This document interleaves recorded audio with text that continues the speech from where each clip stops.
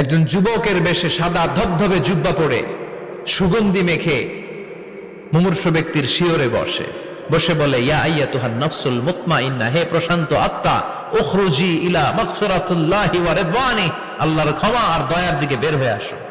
বলা মাত্রই মুমিনের আত্মাটা স্মুথলি বের হয়ে আসে। কাফান মিন আকফানিল জান্নাহ, হানুত মিন হানুতিল জান্নাহ, জান্নাত থেকে আনা সুগন্ধি কাফনের মধ্যে পেঁচিয়ে তিনি রূহটাকে নিয়ে ইল্লিনে চলে যায়। সরাসরি দেখে মালাকুল মাউতকে। আর যারা ইসলাম বিরোধী, কোরআন বিরোধী, তাদের সামনে এসে মালাকুল মাউত ত্রাস সৃষ্টি করে। আগে ধমক। হাইওয়েতে মাঝে মাঝে ডাকাতি হয় না? বাসগুলোর মধ্যে যখন ডাকাতি হয়, বাসে থাকে 50 জন, ডাকাত ঢুকে 5 জন, এই 5 জনের ভয়ে সবগুলো পেশাব করে দেয়।